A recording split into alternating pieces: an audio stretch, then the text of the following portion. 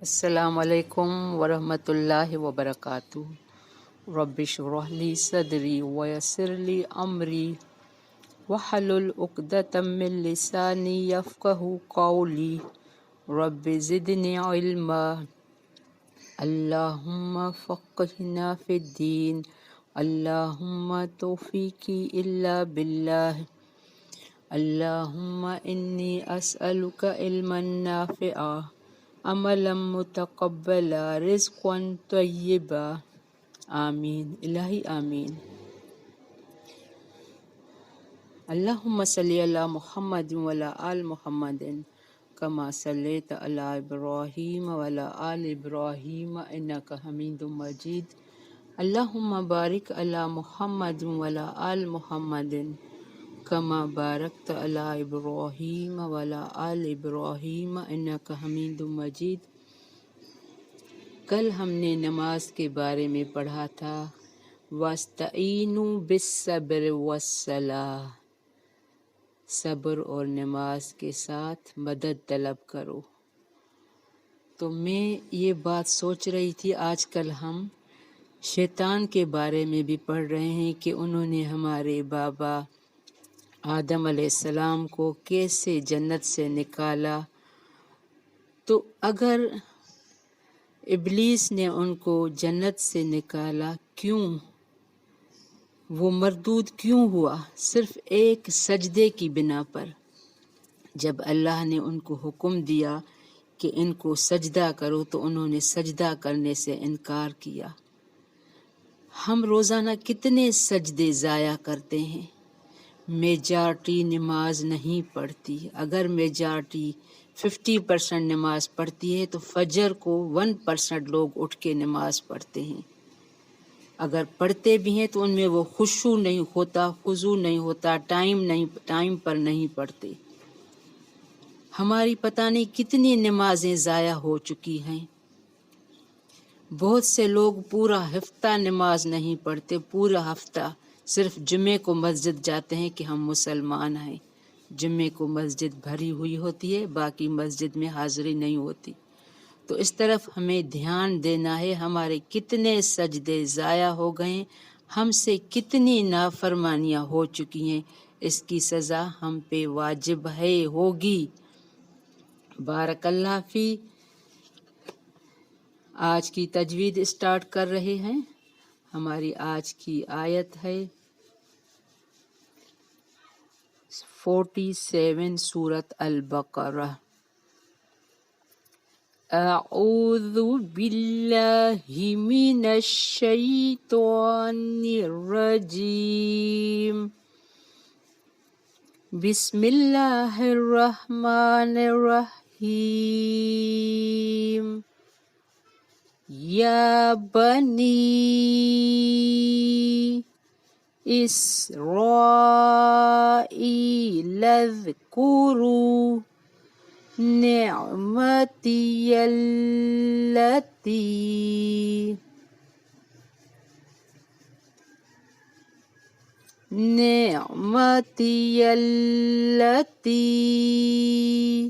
انعمت علیکم وانی فضلتکم علی العالمین۔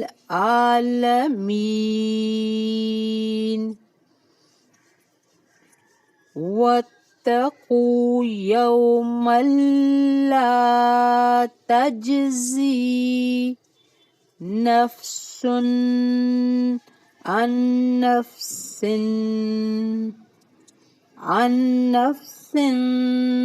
شیئا ولا يقبل منها شفاعة ولا يؤخذ منها عدل ولا هم ينصرون۔ وَإِذْ نَجَّيْنَاكُمْ مِنْ آلِ فِرْعَوْنَ فرعون يسومونكم سوء العذاب يذبحون أبناءكم ويستحيون نساءكم وفي ذلكم بلاء من ربكم عظيم وإذ فرقنا بكم البحر فأنجيناكم وأغرقنا آل فرعون وأنتم تنظرون وإذ وعدنا موسى 40 ليلة ثم اتخذتم العجل من بعده وأنتم ظالمون۔ بارک اللہ فی۔ ہم یہاں اسٹاپ کر رہے ہیں۔ ہم نے اسٹارٹ کیا تھا آیت نمبر 47 سے، یا بنی اسرائیل۔ ہم نے پہلے بھی آپ کو بتا دیا، اے یعقوب کی اولاد، ابراہیم علیہ السلام کا بیٹا اسحاق علیہ السلام، اسحاق علیہ السلام کا بیٹا یعقوب علیہ السلام۔ اب یعقوب علیہ السلام کو 12 بیٹے تھے، ان سے ان کی قوم بنی اسرائیل بنی۔ یہ بنی اسرائیل قوم یوسف علیہ السلام کے شہر ملک مصر میں آ کے آباد ہوئی۔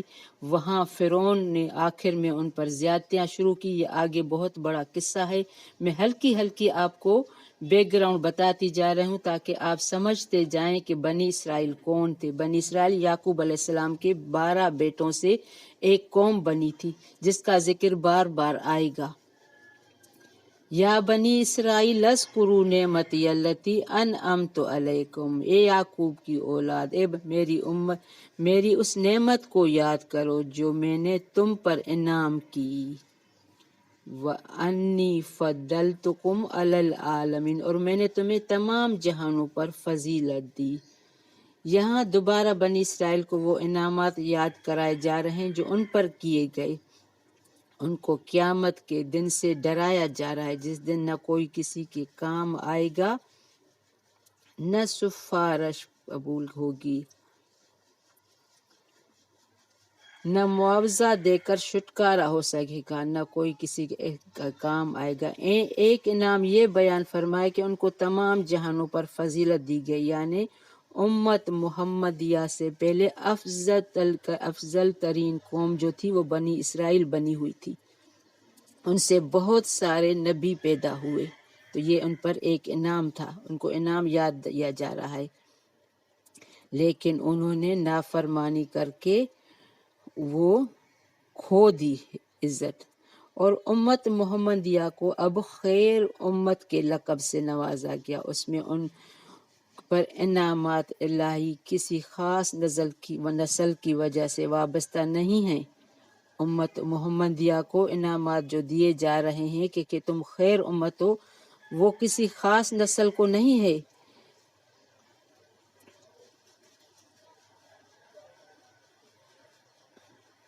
بلکہ ہر ایک کو اپنے عمل کے حساب سے ملے گا۔ کوئی شہید ہوگا، کوئی صالحین ہوگا، نیکوکار ہوگا، جو جتنا خیر پھیلائے گا اس کو اتنی ہی اللہ کی فرمان برداری ہوگی۔ وَاتَّقُوا يَوْمًا لَا تَجْزِي نَفْسٌ عَن نَفْسٍ، اس دن سے ڈرتے رہو، شیئا عن نفس، کوئی کسی کے، جب کوئی کسی کو نفع دے گا اور نہ کوئی کسی کی سفارش قبول ہوگی. نفس شیئا لا یقبل منہا شفاعتم ولا یؤخذ منہا عدل ولا ہم ینصرون. اور نہ کوئی کسی کی سفارش کر سکے گا، نہ کوئی بدلہ اس کے عوض لیا جائے گا، اور نہ وہ مدد کیے جائیں گے. دنیا میں تو ہمیں باور ہوتا ہے کہ میرا بیٹا پولیس میں ہے، ادھر ہے، میرا فلاں رشتہ دار جج ہے، ہمیں چھڑوا دے گا، یا میرے بیٹے ہیں، مجھے اتنی دولت ہے. اللہ تعالیٰ یہاں قیامت کے یوم لا تجزی، قیامت کے دن کوئی کسی کے کام نہ آئے گا، ہر کسی کو اپنے اعمال کام آئیں گے.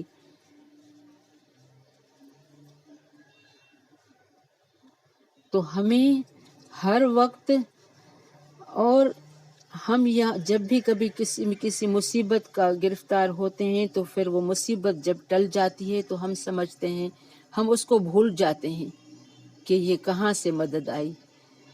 وَلَا يُؤْخَذْ مِنْهَا عَدْلٌ وَلَا هُمْ يُنصَرُونَ. لیکن قیامت کے دن کوئی ہماری مدد نہیں کرے گا، ہمیں اپنے اعمال کام آئیں گے. وَإِذْ نَجَّيْنَاكُمْ مِنْ آلِ فِرْعَوْنَ، اور جب ہم نے تمہیں فرعونیوں سے نجات دی. آل فرعون یسومونکم سوء العذاب، وہ تمہیں بدترین عذاب دیتے تھے. یذبحون ابناکم، یہ تمہارے لڑکوں کو مار ڈالتے تھے. وَيَسْتَحْيُونَ نِسَاءَکم، اور تمہاری لڑکیوں کو چھوڑ دیتے تھے. وَفِي ذَلِكُمْ بَلَاءٌ مِّن رَبِّكُمْ عَظِيمٌ، اس نجات دینے میں تمہاری رب کی بڑی مہربانی تھی. یعنی یہ فرعونیوں کو، یہ بنی اسرائیل کو یاد دلایا جا رہا ہے کہ تمہارے ساتھ فرعون کیا سلوک کرتا تھا. آل فرعون سے مراد صرف فرعون اور اس کے اہل خانہ نہیں، بلکہ فرعون کے تمام پیروکار ہیں، جیسا کہ آگے اغرقنا آل فرعون میں ہے، یعنی ہم نے فرعون کو غرق کر دیا.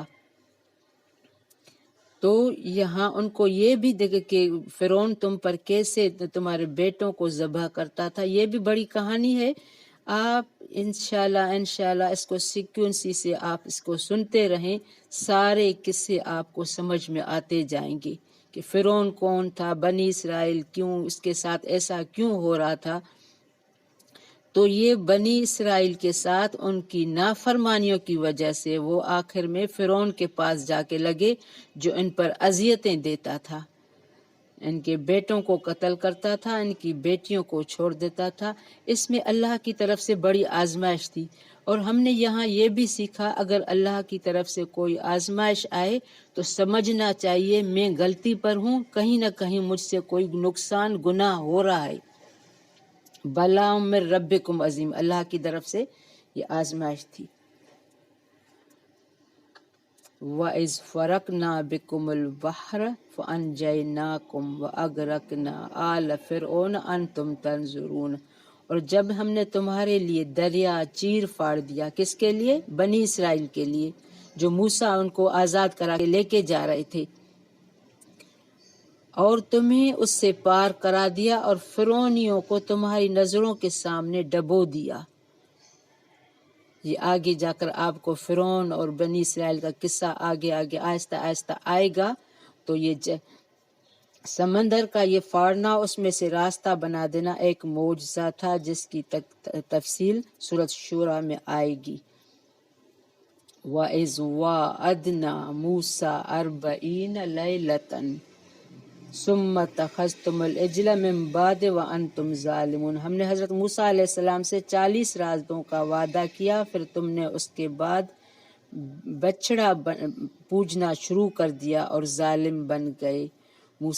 اب یہ موسیٰ علیہ السلام قوم کو فرعون سے آزاد کرا کے لے کے جا رہے ہیں، تو اللہ نے اس کو آسمان پر، اس کو کوہ طور پر بلایا ان کو تورات دینے کے لیے، تاکہ اب تم نے بنی اسرائیل کو آزاد تو کر لیا ہے، اب ان کو ہمارے قرآن کی طرح تورات دی جا رہی تھی، تاکہ اس احکام وہ ان کو بتاؤ، تاکہ وہ ان پر عمل کر کے اپنی زندگی آسان بنائے، لیکن موسیٰ علیہ السلام کے بعد انہوں نے ایک بچڑے کو بنایا جس کی وہ پوجا میں لگے رہے۔ بارک اللہ فی ربنا تقبل منا انک انت السمیع العلیم وتب علینا انک انت التواب الرحیم۔